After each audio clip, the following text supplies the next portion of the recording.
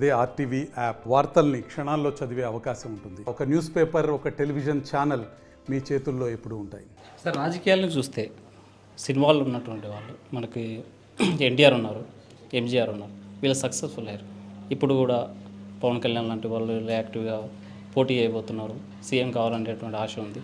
అసలు దీన్ని ఎలా చూడాలి? అప్పటికిప్పటికి ఇప్పుడు చాలామంది అడుగుతారు, సినిమా ఆర్టిస్టులు రాజకీయంగా రావాలా రాకూడదా అని. ఎందుకు రాకూడదు? వాళ్ళు మనుషులే, వాళ్ళకి ఫాలోయింగ్ ఉంది. సినిమా పాలిటిక్స్లో కావాల్సింది ఫాలోయింగ్ అండి. జనాలు రావాలి. ఓ మీటింగ్ చెప్పేటప్పుడు బిర్యానీ, బ్రాందీ డబ్బులు ఇచ్చి జనాలు తీసుకొని రావడం కాదు. వాళ్ళు నుంచున్నారంటే పరిగెత్తుకొని జనాలు రావాలి. ఆ పవర్ ఎవరికైతే ఉందో ఫస్ట్ వాళ్ళు ఆటోమేటిక్గా వాళ్ళు పాలిటిక్స్కి వెళ్ళొచ్చు. నెంబర్ 1. నెంబర్ 2, సబ్జెక్ట్ ఉండాలి. మాట్లాడుతున్నప్పుడు ఇప్పుడు భారతదేశంలో మీకు ఏంటంటే మతం, కులం అనేది ఇప్పుడు చాలా ఇంపార్టెంట్ అయిపోయింది. So Hindu, Muslim, Christian, Sikh, Parsi, Jain, Buddhist main ఇండియాలో వాళ్ళందరికీ న్యాయం జరగాలి. పేదవాళ్ళు ఉన్నారు, వాళ్ళకి న్యాయం జరగాలి. మిడిల్ క్లాస్ ఉన్నారు, వాళ్ళకి న్యాయం జరగాలి. తర్వాత అన్ని కులాలు వాళ్ళని జాగ్రత్తగా చూసుకోవాలి. అన్ని క్యాస్ట్ న్యాయం జరగాలి. ఇవన్నీ సబ్జెక్టు తెలిసిన మనిషి ఉండాలి. ఎక్కడెక్కడ ఏ ప్రాబ్లం ఉందో దాన్ని సాల్వ్ చేయాలి. ఆ జనాల అట్రాక్షన్ ఏదైతే ఉందో దాన్ని సరిగా. మీకు ఇంకోటి ఏంటంటే రెండోసారి మళ్ళీ జనాలు రారు, ఫస్ట్ టైమే వస్తారు ఆర్టిస్ట్కి. ఆ టైంని కరెక్ట్గా యూజ్ చేసింది ఎంజీఆర్ గారు, ఎన్టీఆర్ గారు. సో రాకూడదు రూల్ ఏం లేదు. కాకపోతే సబ్జెక్టు బాగా స్టడీ చేసుకొని కష్టాలు, ప్రజల కష్టాలు బాగా తిరగాలి, అడగాలి. ఏంది మీ ప్రాబ్లం ఏంటి, మీ క్యాస్ట్లో ఏమైనా ప్రాబ్లం ఉందా, కమ్యూనిటీ. ఇప్పుడు ఈరోజు అయింది క్యాస్ట్ కమ్యూనిటీ ఈరోజు బాగా అయిపోయిందండి. ఇది ఒక సెక్షన్, క్యాస్ట్ ఒక సెక్షన్, కమ్యూనిటీ ఒక సెక్షన్, డబ్బు ఒక సెక్షన్. అంటే కేవలం పదవి కావాలి, డబ్బు సంపాదించుకోవాలి. ఇది ఒక బ్యాచ్. చాలా 10-20% నిజంగా అదే పార్టీలో ఉంటూ అదే పార్టీలో సేవలు చేస్తూ పదవి వచ్చినా రాకపోయినా దాంట్లో ఉంటారు. అంటే వాళ్ళు కొంచెం డబ్బు ఉన్నవాళ్ళు ప్రజలకు సేవ చేయడం. ఇప్పుడు కొందరు ఉంటారు కొన్ని ఊళ్ళో వాళ్ళే కింగ్, వాళ్ళు ఏ పార్టీకి వెళ్ళినా వాళ్ళే గెలుస్తుంటారు. అంటే ఎందుకంటే వాళ్ళ డబ్బు వాళ్ళు ఖర్చు పెడతారు ప్రజలకి. కష్ట సుఖాలు అన్నింటిలో వాళ్ళు కూడా ఉంటారు. అది వేరే రాజకీయం. అలాగే కొందరు ఇంకా కాంగ్రెస్ పార్టీలోనే ఉన్నారు, కొందరు తెలుగుదేశం పార్టీలోనే ఉన్నారు. ఎన్ని పార్టీలు మారినా అది నిజమైన భక్తి.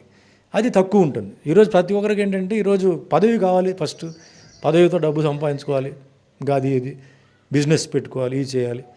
అంతేగాని ఈ సర్వీస్ అనేది తక్కువ మందికి ఉంది. అలా ఉన్నవాళ్ళు ప్రజలకు తెలుసు ఈరోజు డబ్బు కోసం ఎవరు వస్తున్నారు, పదవి కోసం ఎవరు వస్తున్నారు, నిజమైన ప్రేమ అభిమానంతో దేనికి వస్తున్నారు ప్రజలకు తెలుసు. వాళ్ళు ఈసారి ఎలక్షన్ వచ్చేటప్పటికి వాళ్ళు అది చూసే వాళ్ళు వేస్తారు. ఎన్ని మనం స్టేట్మెంట్ ఇచ్చినా, ఎన్ని స్పీచ్లు ఇచ్చినా జనాల మెంటాలిటీ బాగా మారిపోయింది. ఇప్పుడు గూగుల్ వచ్చేసింది, గూగుల్ నొక్కితే వాళ్ళకి అన్నీ తెలిసిపోతాయి. మతం ఫీలింగ్ ఉంది, కులం ఫీలింగ్ ఉంది. సో మా మతానికి ఈయనే మాకు దిక్కు, వేరెవరు లేరు, ఇంక వేరే వాళ్ళు మా మతాన్ని ఆలోచించరు అని కొందరు ఉన్నారు. కొందరు కులం బాగా ఉంది. వాళ్ళకి రాష్ట్రంలో ఏం జరుగుతుంది, ఫ్లైఓవర్, ఐటీ ఇవన్నీ అనవసరం, మా కులం బాగుండాలి, మా కులం సేఫ్గా ఉండాలి.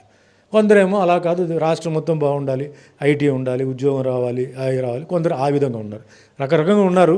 సో ఎవరు దీంట్లో గెలుస్తారు, ఎవరు దీంట్లో ఓడిపోతారని ఈసారి చెప్పలేము. ఏపీ రాజకీయాల్లో పవన్ కళ్యాణ్ సక్సెస్ అవుతారు. అలా నేను చూశాను, నాకేం తెలుసు.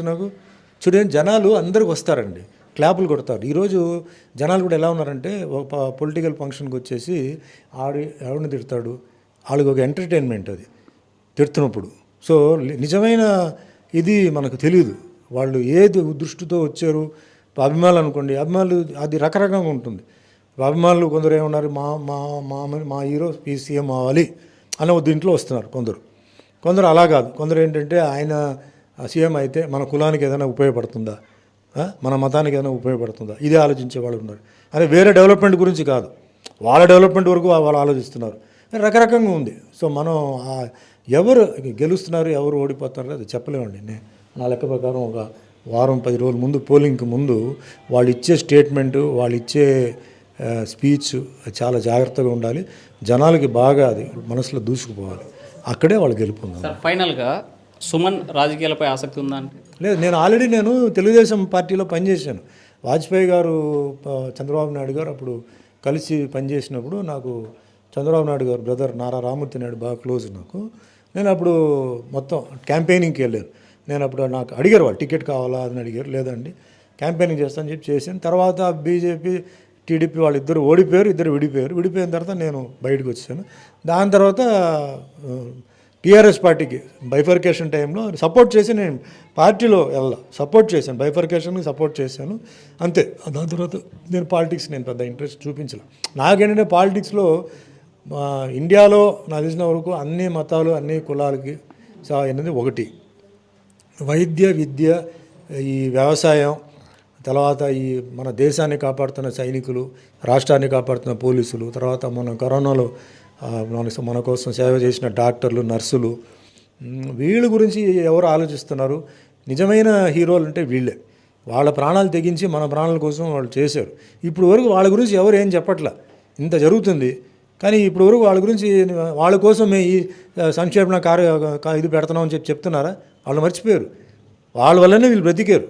సో ఇలాంటివన్నీ కొన్ని ఉన్నాయి. ఇప్పుడు అంబులెన్స్ ఉంది, అంబులెన్స్ వెళ్ళడానికి రోడ్ లేదు. 100% సేఫ్ ఉన్న అంబులెన్స్ అంటున్నారు. ఏం ప్రయోజనం? రోడ్ లేదే. కానీ నువ్వు మంత్రి లేకపోతే ఎమ్మెల్యే రోడ్లు వెళ్తే నీకు సైరన్ ఉంది, నీకు పోలీస్ పెట్రోల్ బండి ఉంది, అన్నీ ఉంది. అది ఉన్నప్పుడు అంబులెన్స్కి ఎందుకు పెట్టకూడదును? ఇలాంటివన్నీ ఉన్నాయి. తర్వాత అమ్మాయిల విషయంలో ఏంటంటే చిన్న అమ్మాయిని రేప్ చేయడం, వాళ్ళు బెయిల్లో తిరగడం, మళ్ళీ వచ్చి వాళ్ళు రేప్ చేయడం, వాళ్ళకి శిక్షణ ఉండదు. ఫారిన్ కంట్రీకి వెళ్తే ఇది ఉండదు. మీరు దుబాయ్ అలాంటి ప్లేస్కి వెళ్తే రాత్రి 1 గంట 2 గంటలకు అమ్మాయిలు పనికి వెళ్తున్నారు, వస్తున్నారు, పోతున్నారు అని వెళ్తున్నారు, ఒంటరిగా వెళ్తున్నారు. ఇప్పుడు చెప్పండి, అమ్మాయిల్ని ఒంటరిగా వెళ్ళమని చెప్పండి, ముందు తల్లిదండ్రులు పంపుతారా? సేఫ్టీ లేదు. సేఫ్టీ లేదంటే ముందు చట్టం మారాలి, చట్టం కఠినంగా ఉండాలి. ఇట్లా అన్నీ చాలా ఉన్నాయి. కాబట్టి నాకు పెద్ద లేదు. వాటిలో ఎవరు కొంచెం ఒక మాదిరిగా పర్లేదు కొంచెం చేస్తున్నారంటే కొంచెం వాళ్ళకి సపోర్ట్ చేయడం తప్ప 100%గా నాకు పాలిటిక్స్ మీద ఏం పెద్ద ఇంట్రెస్ట్. ఇప్పుడు ఏంటంటే నేను ఒకటే చెప్తున్నాను, చూడండి, ఈరోజు సర్పంచ్, కార్పొరేటరు ఈ లెవెల్లో ఎవరైతే ఉన్నారో వాళ్ళ సైడ్ వాళ్ళని ముందు మీరు గమనించాలి. మంచి వాళ్ళు ఉన్నారంటే వాళ్ళని వదలొద్దు. అలాంటి వాళ్ళే మీకు సీఎం. ఊరిలో మీకు గ్రామీణ ప్రాంతంలో వరదలు వచ్చింది, లేకపోతే తుఫాను వచ్చి కరువు వచ్చిందంటే వాటికి ఎవరు సీఎం దగ్గరికి వెళ్తారా? కుదరదు. సర్పంచ్ దగ్గరికి వెళ్ళాలి, కార్పొరేటర్ దగ్గరికి వెళ్ళాలి. అలాంటి వాళ్ళు మంచి వాళ్ళని మీరు ఎన్నికల్లో ఎన్నిక చేయండి. వాళ్ళు డిసైడ్ చేస్తారు ఏ పార్టీ, ఏ ఎమ్మెల్యే అంతా వాళ్ళు చూసుకుంటారు. అట్లా వెళ్ళాలి. కానీ మనం ఏదో మన సీఎంని ఎవరు పెడదామని చెప్పి ఒక మీటింగ్ ఉంటుంది సాయంత్రం 4 గంటలకి. వేస్ట్ అది. ఎందుకు? సమోసాలు తినేసి టీ తాగేసి ఇంటికి వెళ్ళిపోవాలి. వాళ్ళు వస్తారా నీకు వరదలు వచ్చినప్పుడు? పైన హెలికాప్టర్లో రౌండ్ వేసి పైనుంచి 4 పొట్లాలు పడేసి వెళ్ళిపోతారు. వీళ్ళు ఇంపార్టెంట్. అంతే. నేను ఒకటే చెప్తాను, ఈసారి ఎంపీ ఎలక్షన్ జరగబోతుంది. ఎంపీ ఎలక్షన్లో చాలా జాగ్రత్తగా మంచి వాళ్ళని మీరు సెలెక్ట్ చేసి మీరు హ్యాపీగా ఉండండి. అలాగే నెక్స్ట్ ఎలక్షన్ వచ్చేప్పుడు మీ కార్పొరేటరు, మీ సర్పంచ్, చిన్న లెవెల్ ఎవరైతే ఉన్నారో వాళ్ళు మంచి వాళ్ళని పెట్టుకోండి. ఇక్కడ హిందూ ఉండాలి, ముస్లిం ఉండాలి, క్రిస్టియన్ ఉండాలి పెట్టుకోవాక కష్టపడే వాడిని పెట్టుకోండి. మగవాళ్ళు ఉండొచ్చు, ఆడవాళ్ళు ఉండొచ్చు. ఎందుకంటే మీ జీవితం బాగుండాలి, మీ లైఫ్ బాగుండాలి. ఏదన్నా వాళ్ళు వెళ్ళిపోయి అడగొచ్చు. కాబట్టి మంచి వాళ్ళని పెట్టి మీరు అందరూ సంతోషంగా ఉండాలని నా కోరిక అన్నమాట. సినిమాల్లో సినిమా రంగం ఒడిదుడుకులు ఎదుర్కొంటుంది. రాబోయేటువంటి కాలంలో ఇంకా మార్పు రావాల్సినటువంటి అవసరం ఉంది. అయితే వచ్చేటువంటి ఎన్నికల్లో మాత్రం కులాలు, మతాలకు అతీతంగా ప్రతి ఒక్కరు కూడా అభివృద్ధి వైపు చూడాలి, డెవలప్మెంట్ వైపు ఆలోచించే పార్టీలకే ఓటు వేయాలంటున్నారు సుమన్. వీడియో జిల్లా చంద్రశేఖర్తో హుసేన్, RTV, కర్నూలు. మరిన్ని వీడియోస్ కోసం ఛానల్ ని సబ్స్క్రైబ్ చేయండి. లేటెస్ట్ అప్డేట్స్ కోసం వాట్సాప్ ఛానల్ ని ఫాలో చేయండి. అండ్ లింక్ డిస్క్రిప్షన్ లో ఉంది.